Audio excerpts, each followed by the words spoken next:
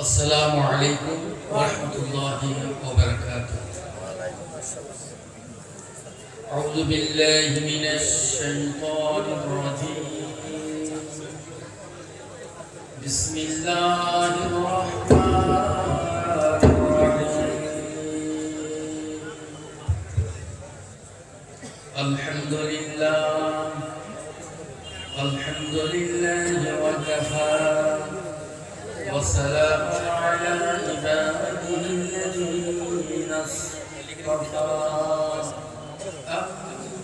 أما بعد فقد قال الله تعالى في كلام المجيد والفرقان الحميد. بسم الله الرحمن الرحيم. يا أيها الذين آمنوا اتقوا الله وكونوا مع الصادقين.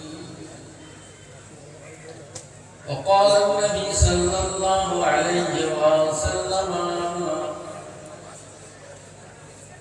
فزوروا القبور فإنها تذكر الموتى.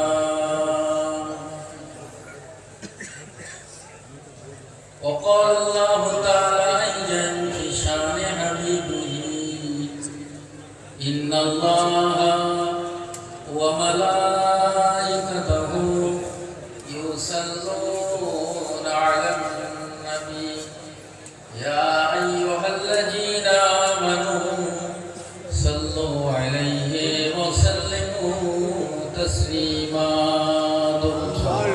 اللهم صل وسلم وبارك على رحمة للعالمين شفيع سيدنا مولانا نبينا محمد وعلى آله وصحبه وأولاده وذريته وزوجه وصحبه وأوليائه أمتي أجمعين. كما صليت وسلمت وباركت وأنعمت على سيدنا إبراهيم وعلى آل سيدنا إبراهيم إنك حميد مجيد. উপস্থিত হাজরানে মজলিস, মুআজ্জাজ মুহতারাম, উলামায়ে হযরত, মুরব্বিয়ানে জান, আজকে যে পবিত্র উরসেকুল মজলিসের নবম দিবস, যে আল্লাহ রাব্বুল ইজ্জত আমাদেরকে একত্রিত করেছেন, মহান রব্বুল আলামিনের দরবারে শুকরিয়া পেশ করি। সকলে আমরা একই বাক্যে বলি আলহামদুলিল্লাহ। যে আজকে এই জিয়ারতের মজলিসে দিক থেকে দিগন্তে সারা বিশ্বের মানুষ ছড়িয়ে ছুটে এসেছেন, উদ্দেশ্য কি? একমাত্র আল্লাহকে রাজি করানো, আল্লাহকে খুশি করা, আল্লাহ পাওয়ার উদ্দেশ্যে। সুবহানাল্লাহ।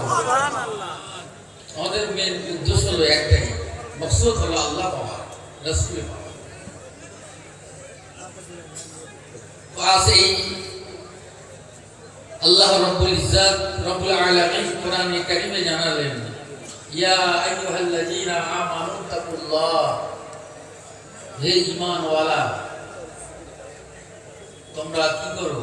আল্লাহকে ডরো, আল্লাহকে ভয় করো। ওয়াকুনু মা'আস সাদিকিন, আর তোমরা সত্যবাদীর সঙ্গী হয়ে যাও। সত্যবাদী কারা? নবী, সিদ্দিকিন, শুহাদা, সালেহিন, বর্তমান নেককার আল্লাহওয়ালা, আল্লাহর আশিক, আল্লাহর ওলিগণ নাই, তার সোহবতে বসো, তার মজলিসে বসে পড়ো। মুস্তাজাব দাওয়া, আমাদের দোয়া কবুল হতে পারে, না হতে পারে, 50-50। আর ওই আল্লাহর মজলিসে যদি বসে যায়, তার দোয়া ওসিলা করে আল্লাহ আমাদের জীবনের গুনাহ মাফ করে দিতে পারে।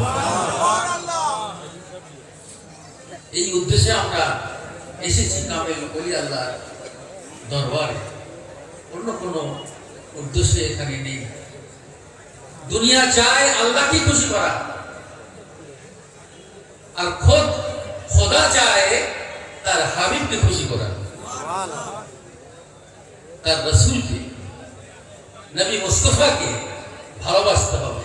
নবী প্রেম আঁকড়ে ধরতে হবে।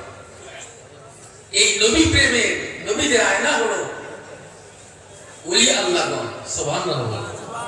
এই ওলিকে ধরতে হবে, ওলি দরবারে বসতে হবে। ওলিকে চিনলে আলীকে চিনবে, আলীকে চিনলে নবীকে চিনবে, নবীকে চিনলে খোদ আল্লাহকে চিনে যাবে, আল্লাহকে চিনলে সারা দুনিয়া চিনে যাবে। জোরে বলুন সুবহানাল্লাহ। এই জন্য আজ আমরা এসেছি এখানে। বক্তৃতা শেষ সময় নেই, মসজিদে শুধু হুকুম হয়েছে তাই জানি। যদি মান যারা আলিমা ফাকান্নামা যারানি, মান সাফাহা আলিমা ফাকান্নামা সাফানি, ওয়া মান জালাসা আলিমা ফাকান্নামা জালাসানি, ওয়া মান জালাসানি কানা মাই ফিল জান্নাহ। সুবহানাল্লাহ। আল্লাহ রাসূল বলেছেন সে সময় আমাদের নেই, কিন্তু আলেমে হাক্কানির সঙ্গে একটু সাক্ষাৎ করো, দেখা করো, যাও তার মজলিসে গিয়ে বসো। ইযা রু যুগের আল্লাহ, এক আশিক আল্লাহ আশিককে চিনলে দেখলে আল্লাহর কথা মনে পড়ে যাবে। এই আল্লাহর স্মরণ করার জন্য মুর্শিদ আমাদেরকে ডাক দিয়েছে, বাবা এই একটা বছর তোমরা কি করেছো? গুনাহ করেছো? এসো এই মুর্শিদের দরবারে এসো। মুর্শিদের দরবারে এসে তুমি প্রায়শ্চিত্ত মিটাও, তোমার গুনাহ মিটাও, তওবা করো, খালেস দিলে আল্লাহ পাক ওই আল্লাহর মাধ্যমে দিয়ে তোমার জীবনের গুনাহ আল্লাহ মাফ করে দিতে পারে। এই জন্য সাহাবীগণরা আল্লাহ রাসূলের দরবারে আসে। কিন্তু সেই নবী আমাদের নাই। কিন্তু এখন সেই নায়েবে নবী, নায়েবে রাসূল, ওয়ারাসাতুল আম্বিয়া বিদ্যমান, কিয়ামত পর্যন্ত থাকবে। বলুন ইনশাআল্লাহ। সেই ওই আল্লাহর দরবারে আমরা এসেছি, নায়েবে নবীর দরবারে এসেছি, নায়েবে রাসূলের দরবারে এসেছি। এই জন্য আল্লাহ রাসূল বলেছেন মান যারা আলিমা ফাকান্নামা যারানি, যারা আলেমের সঙ্গে সাক্ষাৎ করলো, আল্লাহর হাবিব বলেন সে যেন আমি নবী রাসূলুল্লাহ আমার সঙ্গে সাক্ষাৎ করেছে। সুবহানাল্লাহ। মান জালাসা আলিমা, যারা আলেমের মজলিসে বসলো, আল্লাহর রাসূল বললেন সে যেন আমি নবী রাসূলুল্লাহ আমার মজলিসে বসলো। দেখুন আল্লাহ রাসূল বলেছেন যদি আলেমের সাথে মুসাফা করো, আল্লাহ রাসূল বলেছে সে যেন আমার সাথে মুসাফা করলো। আর যে আলেমের মজলিসে এই যে সাক্ষাৎ করলো আল্লাহর ওলিদের সাথে, আলেমের সাথে, নবী বলেন সে যেন আমার সঙ্গে সাক্ষাৎ করলো। আর যে আমার মজলিসে বসলো, আলেমের মজলিসে বসলো, সে খোদ যেন আমি নবী রাসূল আমার মজলিসে বসলো।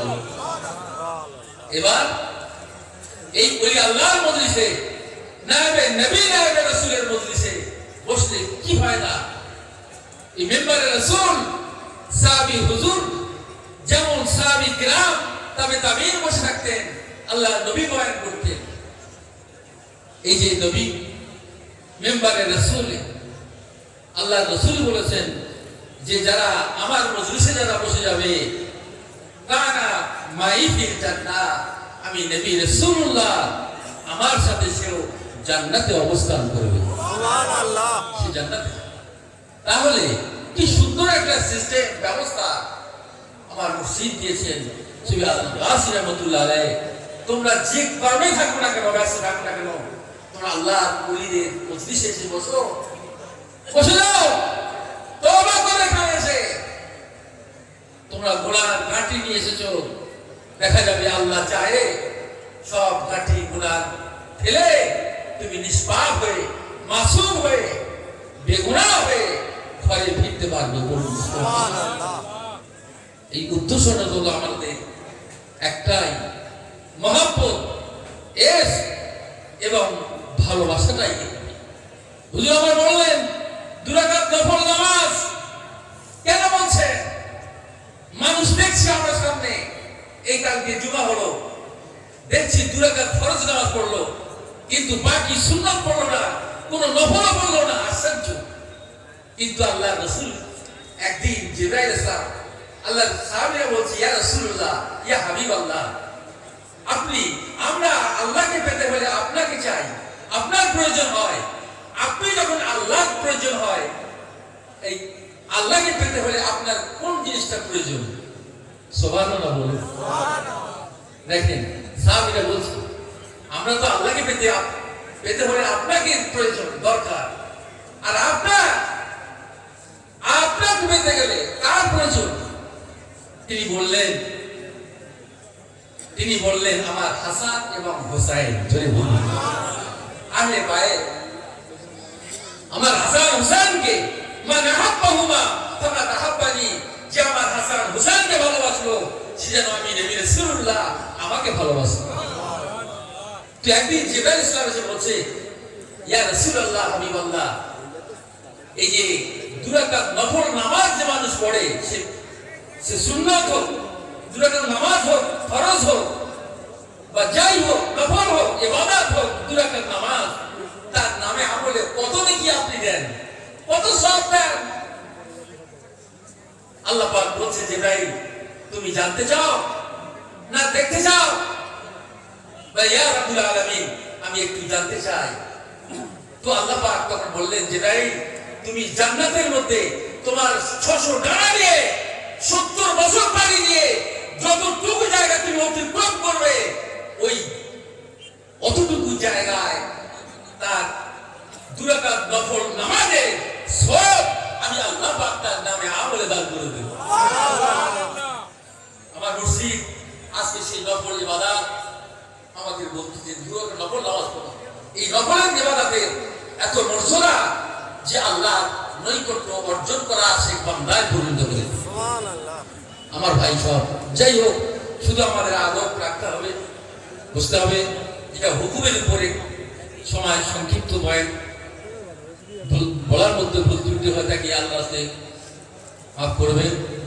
আমরা সবাই আদবের সঙ্গে বসবো এবং মহব্বতের সঙ্গে হাক্কানি দুরূদ শরীফ পড়ি। আল্লাহুম্মা সাল্লি ওয়া সাল্লিম ওয়া বারিক আলা